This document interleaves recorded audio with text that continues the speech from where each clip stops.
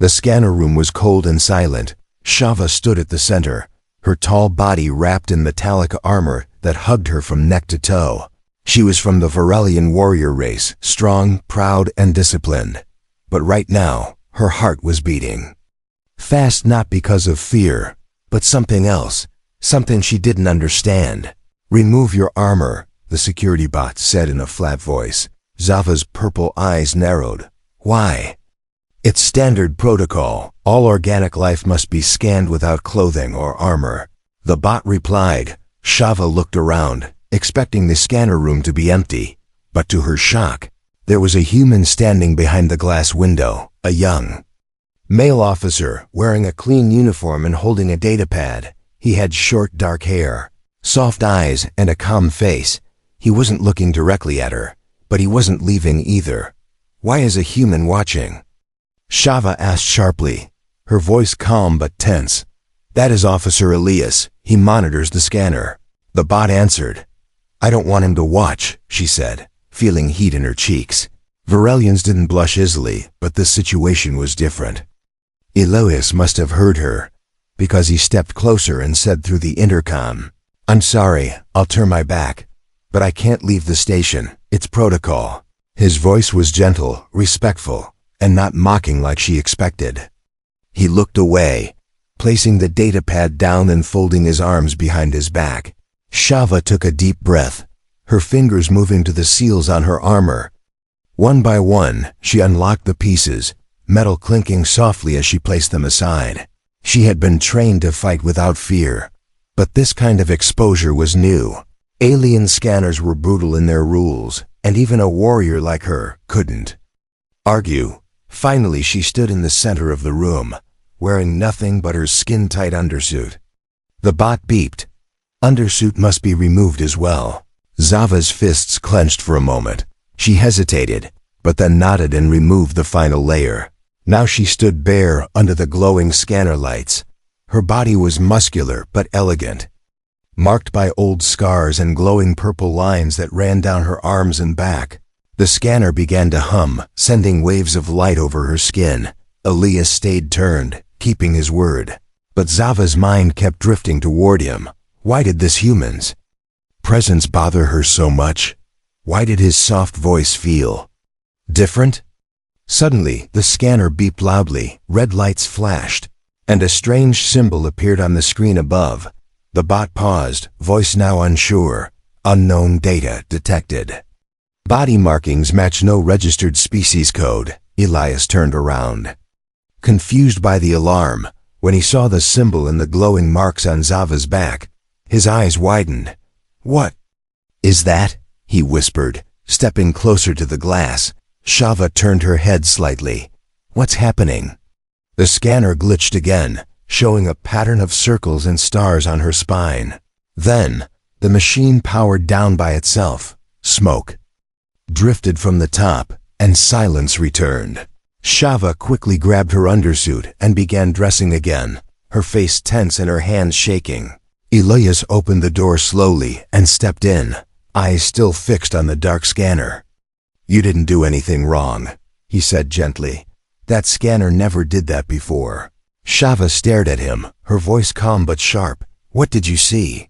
Elias shook his head. "I don't know what it was, but those marks on your back, they're ancient." "Ancient?" He nodded. "There's a file. I've seen something like them in the old war records from centuries ago.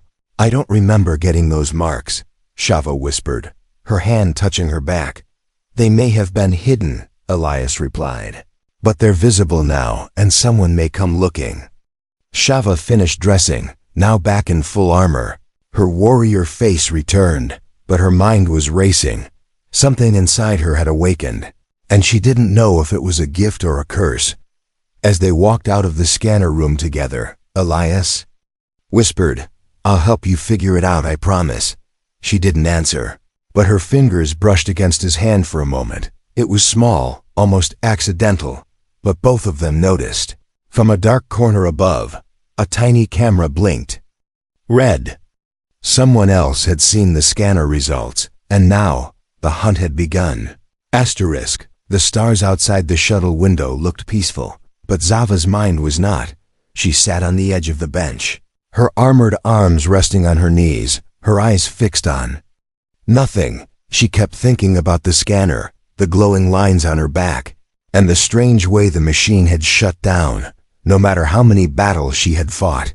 This mystery under her skin scared her in a way no blade ever had. Across from her, Officer Elias leaned silently against the metal wall, watching her with concern. He didn't speak right away.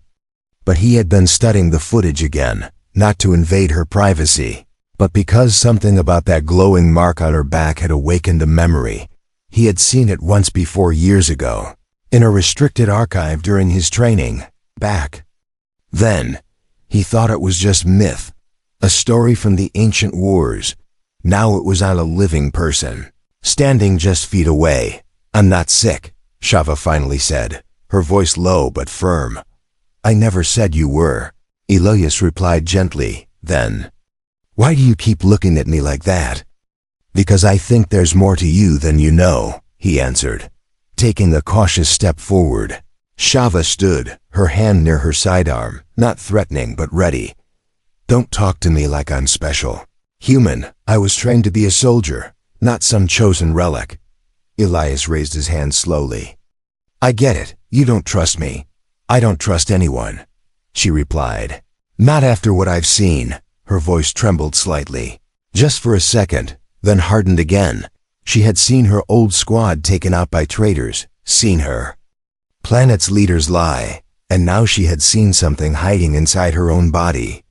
"It was too much. I found a match," Elias said quietly, pulling up a small hollow from his wristpad. It showed a figure from an old report, an alien warrior surrounded by enemies, glowing lines on their back just like Zava's. This was from a war 400 years ago, he explained. The last flame tribe, the ones who could control old technology with just their touch. Shava stared at the image, her mouth tightening. "I've never heard of them," she whispered. "That's because most were wiped out before your people ever reached space," Elias replied. "They weren't just warriors, they were keys. Keys to what? To doors that haven't been opened in centuries." Silence filled the room again, but it wasn't empty. Both of them were thinking the same thing. Why now? Why her? And who else knew? Outside their shuttle, a small unmarked ship drifted quietly, hidden in the shadow of a large asteroid. Inside, 3 masked figures watched a grainy replay of Zava's scan. The leader hissed, "So the bloodline still lives." Another nodded. "Should we report it?"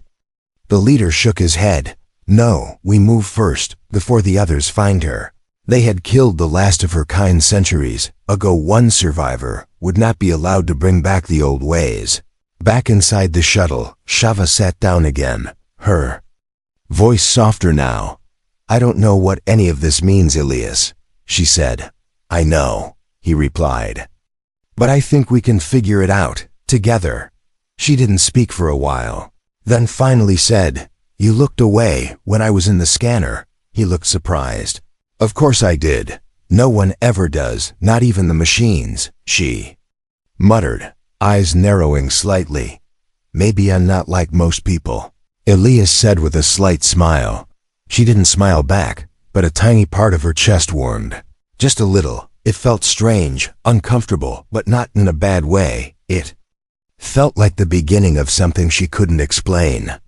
The ship entered orbit around the neutral moon station where they were being reassigned. Outside the shuttle, the docks were quiet, but something unseen had already arrived. A tracking signal blinked softly from under the shuttle's wing placed by someone while they were inside. Shava stood and strapped her weapon across her back. "If someone's hunting me," she said, "they'll regret it." Elias nodded and walked beside her. He didn't know what they were walking into, but he knew he wouldn't let her face it alone. What neither of them knew was that this moon held the first lock to the ancient gate, and her body was the only key that could open it. The sound of boots echoed softly on the silver floors of the moon station.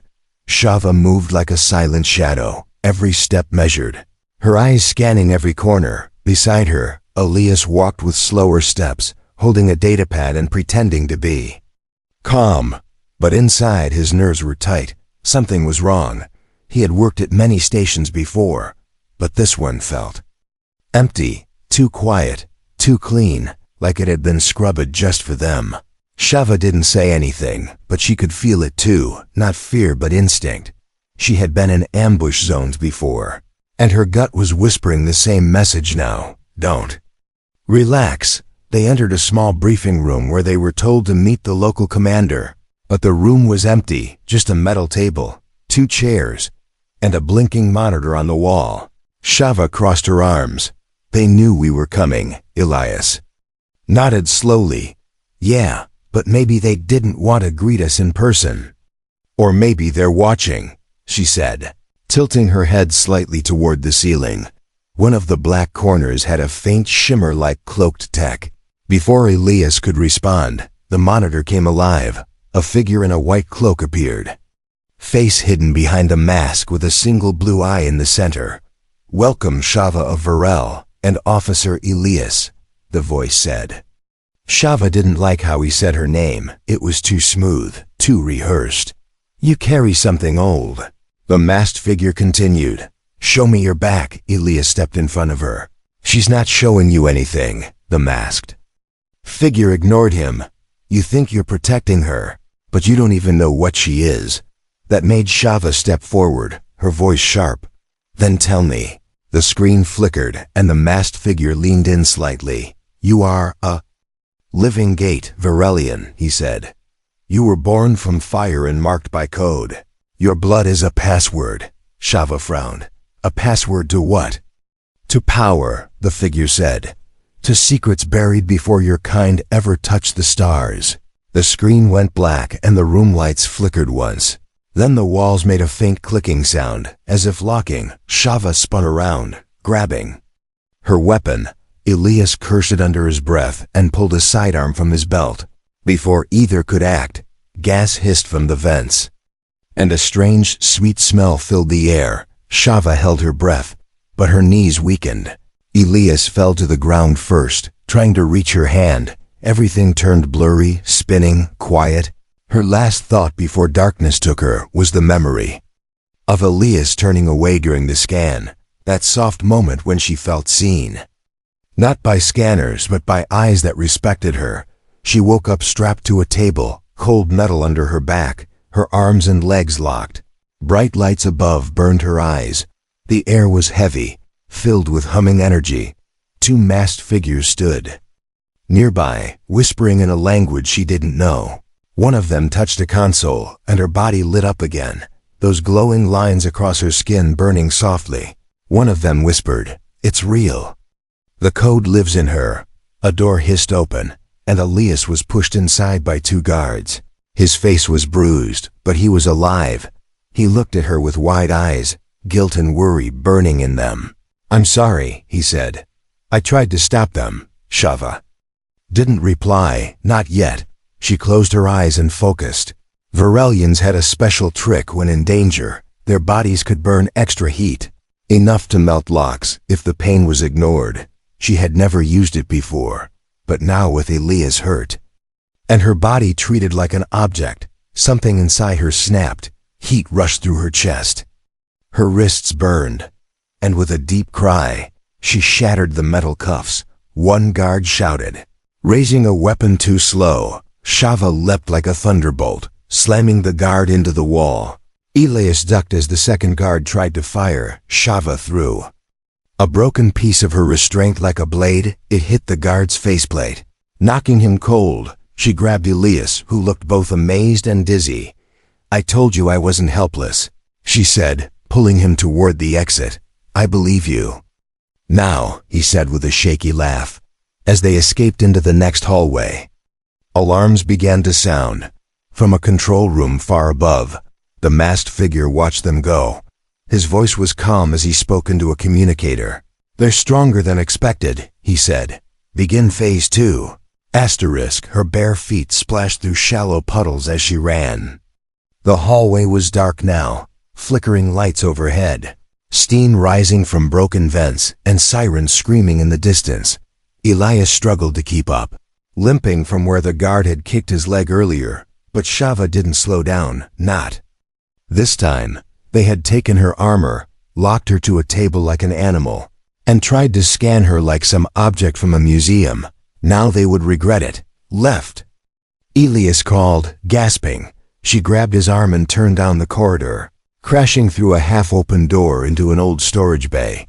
The door slammed shut behind them, and she jammed a metal pipe into the lock. Silence returned, broken only by their breathing. Elias sank to the floor, holding his leg, while Shava searched the room quickly. Old crates, broken tools, dusty boxes. Nothing helpful. Shava crouched next to him, her voice low. "Are you okay?" "I've been better," he said with a tired smile. "But I'll live." He looked up at her, eyes focused. "How did you do that back there?" "You melted steel." She didn't answer at first, her fingers brushing over the glowing lines on her forearm. "My people were bred for survival," she said. "But even I didn't know I could do that." For a moment, neither of them spoke. She looked down at him, realizing something strange when she saw Elias hurt. She didn't think like a warrior. She thought like someone afraid of losing him. Before she could speak again, the wall behind them lit up. A hidden panel hummed to life, glowing in the same shape as the lines on her back. Both of them turned toward it slowly.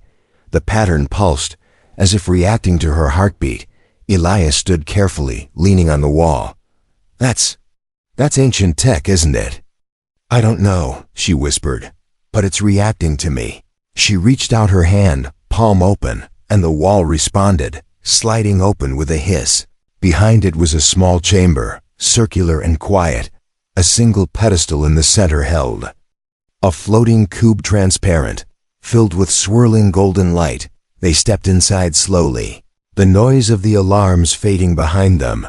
Shava moved toward the cube, something inside her chest pulling her forward. As she touched it, her entire body glowed brighter than before, the markings on her skin shining like fire. Elias shielded his eyes, but didn't step back. Then the cube spoke, not in words, but in sound, a deep hum, low and ancient, filled with meaning that pressed into their minds. "She is the key," Elias muttered, the meaning suddenly clear. "She holds the pattern," the hum seemed to say. The cube showed images fleeting, blurry, of war, of ancient gates being locked, of people with glowing backs like hers standing guard. And then, a warning, a shadow spreading across the stars, eating light, and finally, the image of Shava, standing at the center of it all, alone. The cube dimmed, then went silent. Shava stepped back, shaking, her eyes wide. "Was that?" she whispered. "The truth," Elias said, voice quiet. "You're more than a warrior, Shava. You're part of something old. Something they don't want returning." Suddenly, a sharp bang hit the outer wall.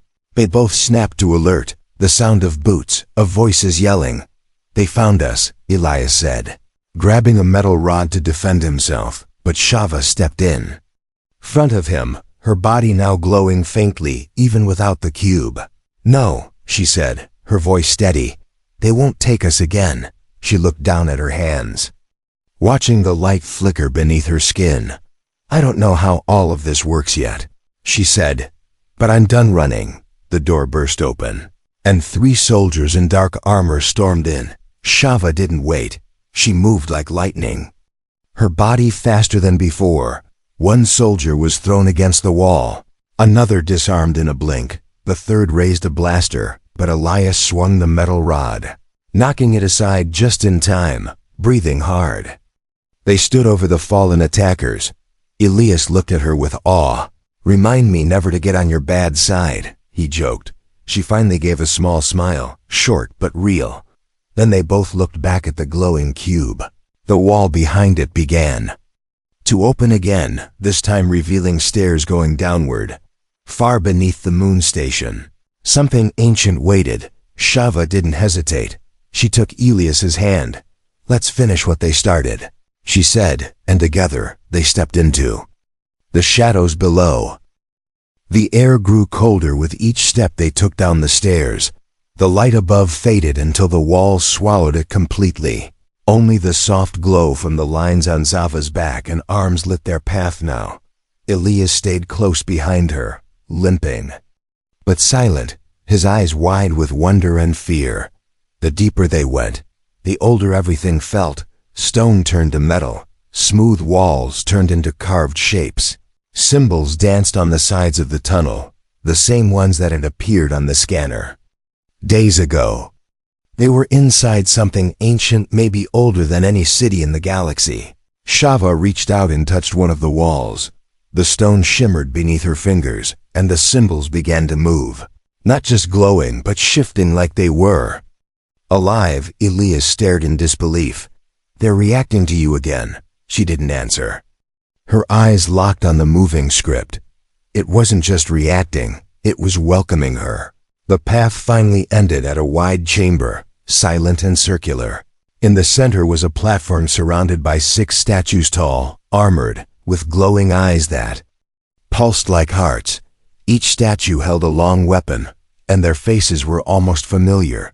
One looked almost like her. Shava stepped forward slowly, without warning.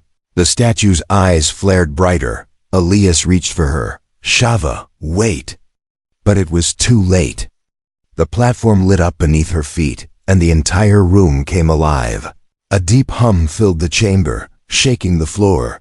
Then voices echoed, not spoken, but felt, like thoughts shared across time. "You carry the last flame," they said. "You are the Guardian's blood." Shava fell to her knees, overwhelmed. Memories that weren't hers flashed in her mind. Battles in the stars. Voices crying. Great machines locking gates across the galaxy, and always a figure like her standing in the middle, glowing bright while others fell. "I don't want this," she whispered. "You were never given a choice," the voices replied. Elias stepped onto the platform to pull her back. The glowing lines on her body reached out like light, touching him, and then something impossible happened. For a brief second, the light flowed into him too. The statues turned their heads, slowly acknowledging both of them. "The bond is formed," the voices said. "He shares the key." The light stopped, and everything went still again. Shava gasped, and Elias stumbled to the ground beside her, both of them breathing fast, covered in sweat. "What did you do?" She asked him. "I don't know," he said. "I just didn't want you to fall." They sat in silence for a moment, side by side. Zava's hands were shaking. Not from fear, but from something deeper. A new feeling she didn't recognize. Not just power, not just pain, but the strange warmth of being seen. Of not being alone in this ancient storm. Suddenly, the platform shifted. Lowering into the floor, a new path opened beneath them, leading into soft blue light. But before they could move, a soft click echoed from behind. They turned to see a small, hovering drone entering the room. It wasn't from the temple. It was from the enemy. The drone scanned them, beeped once, then vanished back into the shadows. Shava stood quickly, her voice calm but sharp. "They know we're here now." Elias looked down the glowing tunnel. "Then we move fast." They followed the new path. The sound of distant alarms already chasing them again, whatever waited. At the end of the tunnel was now their only chance, and as they walked, Shava realized something that made her heart pound harder. The old Guardians never had partners, but she did, and maybe that was the key the old legends never spoke of. Asterisk, the ground exploded just behind them. Stone and metal rained through the glowing tunnel as the blast echoed through the ancient halls. Shava threw herself over Elias, her back taking the brunt of the shockwave. Her glowing skin dimmed for a moment as her body absorbed the heat. "They found us already," Elias said, coughing from the dust. Shava helped him up, jaw tight, eyes burning with fury. "They won't stop," she growled. "Not until I'm chained or dead." The tunnel behind them began to fill with the sound of heavy boot soldiers. Maybe drones, maybe worse. Ahead, the corridor narrowed and sloped downward into deeper shadow. They had no choice but to run. Elias leaned on her as they moved, his leg worse than before. Still, he didn't complain. Not once. Shava noticed that, even wounded, even afraid, he kept going for her. The new chamber they entered was colder. Blue crystals lined the ceiling like stars, and the walls shimmered like glass. At the center stood a machine half buried. Humming with old power, Shava stopped, staring at it. It was shaped like a heart, with veins of light running from its core into the floor and walls. She knew what it was before Elias even asked. "This is a power source," she whispered. "One of the old cores from the first gates." "How do you know?" "I don't," she said, touching the surface. "But my body remembers." As soon as her fingers made contact, the heart began to beat, not loudly but deeply. Slowly, like it was waking up, images filled the room again, shadows across space. Giant machines, worlds turning dark, and again her, standing in the middle. Holding back the end, Elias stepped closer. "That vision again, I think." "This is why they fear me," Shava said, voice low. "Because if I turn this on, things will change." He looked at her carefully. "What if it's too much? What if it breaks you?"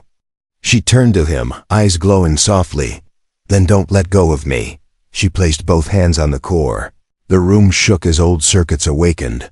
The glowing lines on her body now ran through her entire form, a pattern of power, pulsing like a living system, and then pain, sharp and sudden. She dropped to her knees, gasping. The core was pushing back, testing her, burning her from the inside. Elias rushed forward and grabbed her shoulders. "I've got you," he said, voice shaking. "No, don't." But as soon as he touched her, something changed. The pain stopped. The core's light calmed. Together they stood. The machine accepted her only when he was with her. "I think it needs both of us," he said, stunned. "It responds to connection," she realized. "Not just blood, but bond." Behind them, a door opened, not from the tunnel they came from, but a new one. Clean, metal-lined, with fresh lights and moving vents. It didn't belong to the old world. It belonged to someone watching. A voice spoke through hidden speakers, calm and cold. "You've activated the core," it said. "Now return with us, and we won't harm him." Shava grabbed Elias's hand and took a step back. "You won't touch him," she said, her voice shaking with rage. "He's not part of your war, but he's part of your power now," the voice replied. "And we will take everything if you resist." Elias squeezed her hand. "We fight." "No," she said, looking at him. "We survive." They turned and ran through the newly open tunnel, the heart's energy still flowing behind them. But now, they were being hunted not just by soldiers, but by a system that feared their unity more than her bloodline. As they disappeared into the dark, Shava knew one thing clearly. For the first time, the ancient weapons weren't just metal and code. They were people, and she had just become one with him beside her. It began with a whisper, not a sound but a pressure in the air, like the breath of a sleeping god waking up. As Shava and Elias stepped into the final chamber, the room responded to their presence. Stone unfolded into smooth metal, lights blinked. Alive like old eyes opening for the first time in centuries, they had reached the heart of the forgotten base. And something ancient was waiting. At the center stood a massive circular door, carved with symbols from the old bloodlines. Lines on the ground led directly from Zava's feet to the door. Glowing the same way her skin did, she didn't need to ask. She was the key, but she wasn't alone anymore. Elias stood beside her, dirt on his face, a bruise under his eye, limping but unshaken. She looked at him, not as a soldier, not as a protector, but as her anchor. "They'll try to stop us," she whispered. "I know," he replied, "but not before we open it." Behind them, the final warning came. The masked figure entered the chamber with 10 soldiers, weapons raised. "You were never meant to wake the gate," he said, his voice trembling with both fear and anger. "You will destroy the balance." Shava stepped forward, unarmed but glowing. "You destroyed it first," she replied, "when you hunted my kind. When you silenced the past." The masked man raised his hand. "Seize her," he ordered. The soldiers rushed forward, but Shava didn't move. She closed her eyes and placed both hands on the gate. The symbols lit up like stars, the ground shook, and a pulse of energy burst out from her chest. The soldiers fell back, shields cracking, weapons shorting out. Only Elias remained standing near her, untouched, bathed in golden light. The gate began to turn, ancient gears grinding, the sound like thunder in slow motion. As it opened, light spilled through, warm, endless, and deep. A pathway stretched out beyond it, filled with technology and peace, not war, not destruction, but hope. The masked man dropped to his knees, stunned. "You don't understand what you've done," he whispered. Shava turned back to him. "I don't need to understand everything," she said. "I just need to open the way," she offered Elias her hand. He took it without question. Together, they walked through the gate, their shadows stretching behind them. As they stepped into the ancient city beyond, strange lights followed them. Not weapons, but guardians. Machines that had waited lifetimes for someone worthy. Walls unfolded, messages appeared. Shava could read them without thinking now, like the language was buried in her blood all along. Elias looked around in awe. "This place. It's not dead." "No," she said softly. "It was waiting, outside." The entire station shook again. But this time, it wasn't from weapons. It was from power returning. Systems across the moon lit up. Long-dead satellites pinned active. And across the galaxy, those with old blood felt something stir inside them. A signal had been sent. A gate had opened. The Guardians had returned, later. As they stood on a high platform overlooking the glowing city, Elias asked her, "What happens now?" Shava smiled faintly, the wind brushing her face. "We build something better," she said, "with truth, with strength, with both of us." He looked at her hands still glowing, still trembling, but now held steady by his own, in a galaxy filled with ancient codes and broken promises. A warrior and a human had done the impossible, not with force, but with trust. Not alone, but together.